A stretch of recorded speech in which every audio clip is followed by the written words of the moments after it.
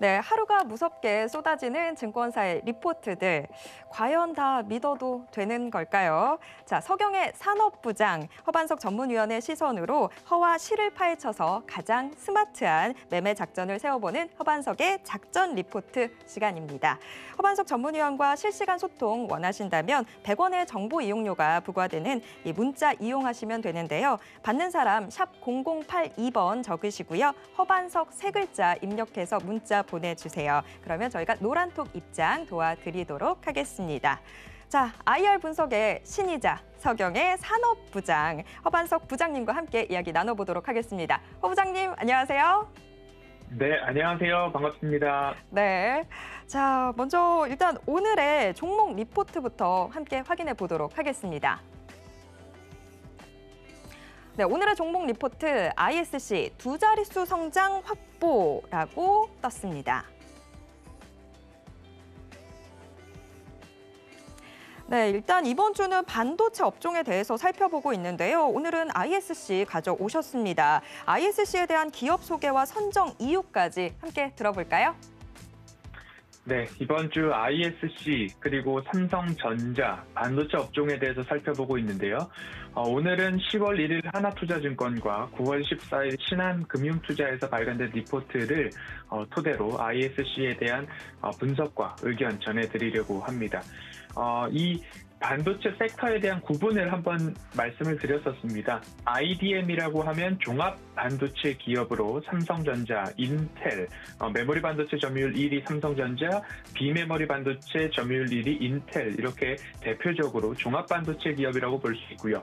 IP 기업이라고 하면 설계 전문 기업, 그리고 팹리스, 공장이 없다라고 해서 팹리스, 자체 브랜드를 가진 설계, 판매를 하는 기업이 있는데 퀄컴이나 엔비디아 그리고 AMD 등이 여기에 해당할 것입니다. 그리고 디자인 하우스도 있고요. 파운드리라고 한다면 반도체를 생산만 하는 업체라고 보시면 되는데요. TSMC나 삼성전자, UMC, SMIC 등이 이 파운드리에 해당될 것입니다. 그리고 OSAT라고 한다면 후공정 과정을 총칭하는 섹터다, 구분하는 단어다라고 보시면 좋을 텐데요. 패키징, 테스트를 전문으로 하는 기업들을 볼 수 있을 것 같습니다. 글로벌 기업으로는 ASE가 대표적일 거고요. 국내 기업으로는 후공정 섹터에서도 하나하나 그 분야마다 좀 나뉘어져 있습니다. 네페스, 테스나, SFA 반도체, LB세미콘, ISC까지 여기에 들어갈 것 같습니다. ISC는 반도체 후공정 중에서도 테스트 소켓을 제조하는 전문 기업입니다.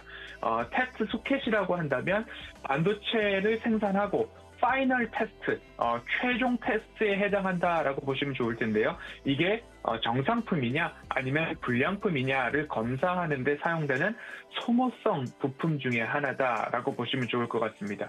반도체 테스트 공정 중에서는 가장 중요한 핵심 부품으로 분류를 해도 과언이 아닐 것 같습니다. 신규 반도체를 개발할 때에도 테스트용 컨택터로 동반하여 개발되어야 되는 부품 중에 하나가 이 테스트 소켓이다라고 이해를 하시면 좋을 것 같습니다. 그리고 모든 전자부품의 제조 공정의 필수 부품이다라고까지 평가를 해줄 수 있을 것 같습니다.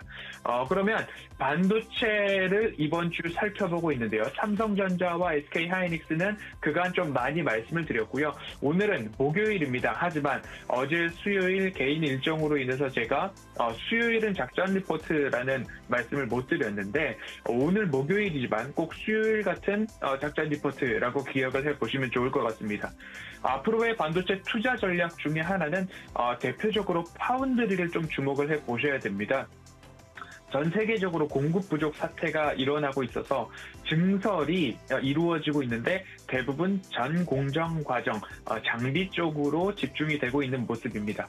하지만 후공정 쪽으로는 아웃소싱 형태로 이 생태계가 구축되어 있기 때문에 국내 후공정 업체들의 전반적인 외형 성장이 좀 기대가 되는 부분들이 있습니다. 대표적으로 하나마이크론, LB세미콘, 테크윙, ISC까지 좀 대표 주자로 좀 꼽아볼 수 있겠다라고 하나투자증권에서도 이야기를 해주고 있는데요. 그렇기 때문에 후공정 중에서도 ISC를 오늘 소개해드리고 선정을 해보았습니다. 네, 반도체주, 우리 일반 투자자분들이 가장 많이 관심 갖고 계신 분야 중 하나죠. 아무래도 국내 증시에서 뭐 가장 큰 비중 차지하고 있기도 하고요. 자, 그런데 일단은 반도체 투자 전략을 중소형주 중에서 이 파운드리 관련주로 좀 주목해 보면 좋겠다라고 이야기해 주셨습니다. 자, 그러면 허 의원님, ISC에서 눈여겨볼 투자 포인트 좀 더 자세히 짚어주시죠. 네, ISC는 제가 지난 4월경에도 한번 말씀을 드렸었습니다. 그때도 두 자릿수 성장뿐만 아니라 비메모리향 비중이 높아지고 있는 기업 중 하나가 ISC라고 말씀을 좀 드렸는데요. 반도체 테스트 소켓 분야의 글로벌 시장 점유율 1위 기업이다라고 좀 말씀을 드렸고요. 테스트 소켓 기업들 중 밸류에이션이 가장 낮아서 매력도는 상대적으로 높다라는 말씀을 좀 드렸습니다. 리노공업과 비교했을 때의 PER이 굉장히 낮은 상황이기 때문에 이 부분의 매력도를 좀 보시면 좋을 것 같고요. 그리고 앞서서 말씀드렸듯이 비메모리향 매출 비중이 높다라는 것은 수익성이 높은 분야의 매출 비중을 높게 그리고 지속적으로 증가시켜 나가고 있다라고 보시면 좋겠고요. 글로벌 다수의 반도체 기업을 고객사로 두고 있고요.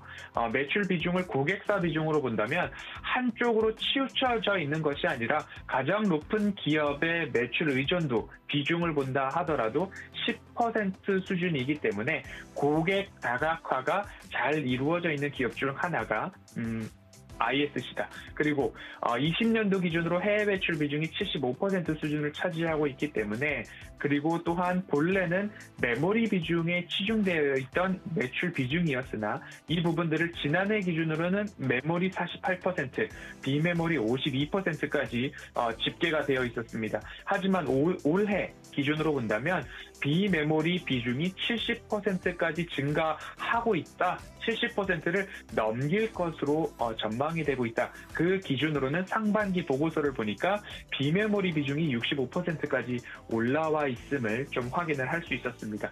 2분기 영업이익률이 39%에 달하는 좋은 견조한 흐름들을 좀 보여주고 있기 때문에 메모리보다는 그래도 수익성이 높은 비메모리 쪽으로 고수익성 위주로 체질 개선이 되고 있고 메모리 중에서도 고마진 제품 위주로 판매를 이루어가고 있기 때문에 이 영업이익률 39%도 달성할 수 있었다라는 이야기들이 전해지고 있습니다.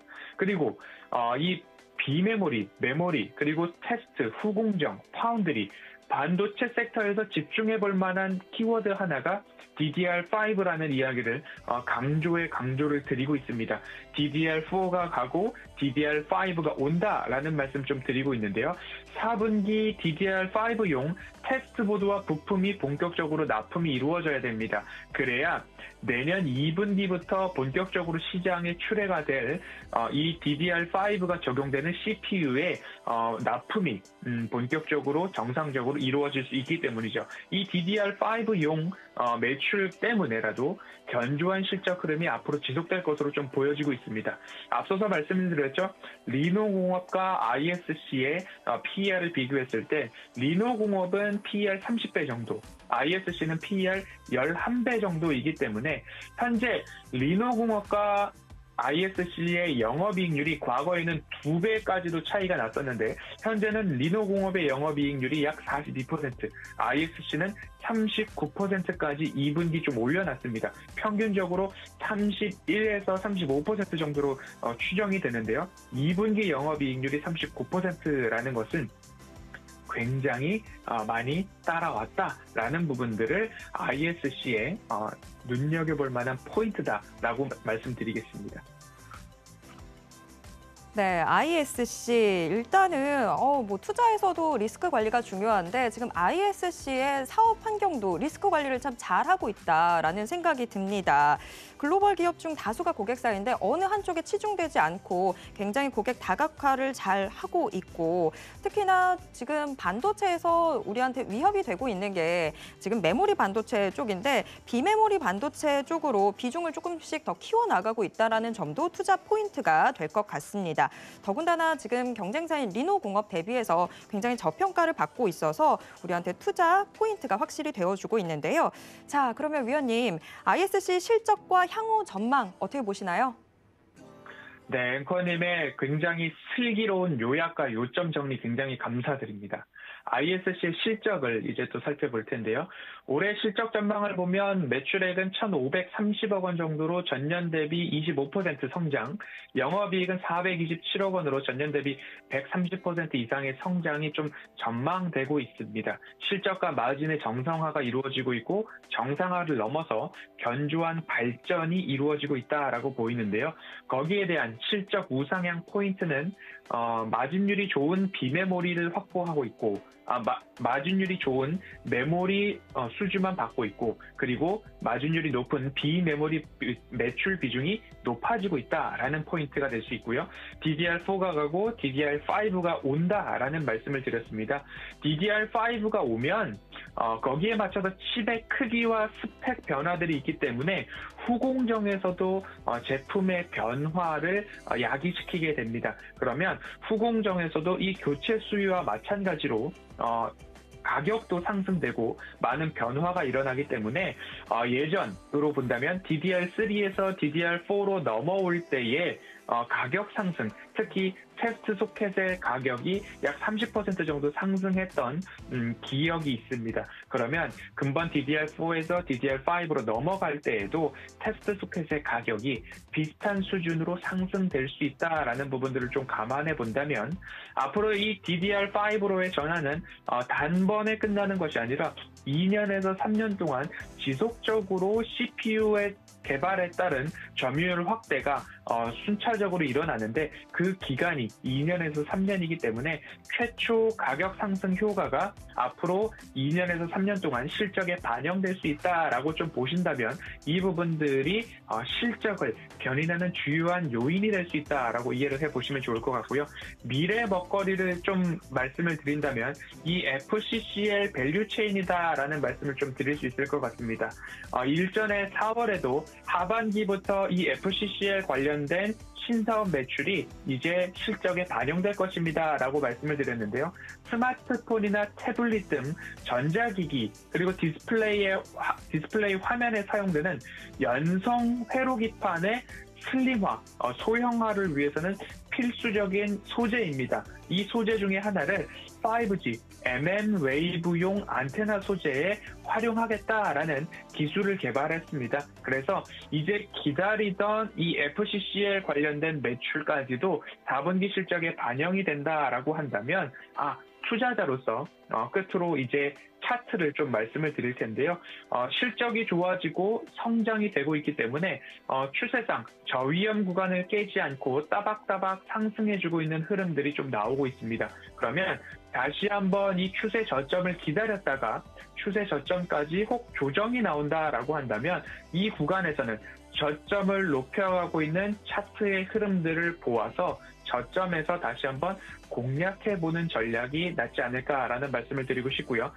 지난 4월 7일 수요일은 작전 리포트다라는 말씀을 드리면서 이 구간에서 좀 말씀을 드렸습니다. 이 구간에서부터 지금까지 좀 우상향해 오고 있는 모습들이 좀 흘러나오고 있으니까요. 이와 마찬가지로 차트상 저위험 구간에 전략적으로 대응을 해보시고 단기간의 승부보다 DDR5의 가격 상승 효과가 그리고 수요의 효과가 2, 3년 동안 반영이 된다라는 부분 좀 보시면서 좀 보유자는 길게 보시고요. 현재 접근을 하시겠다 하시는 분들은 차트상 저위험 구간 기억해 보시면 좋겠습니다. ISC 오늘 여기까지 살펴보도록 하겠습니다.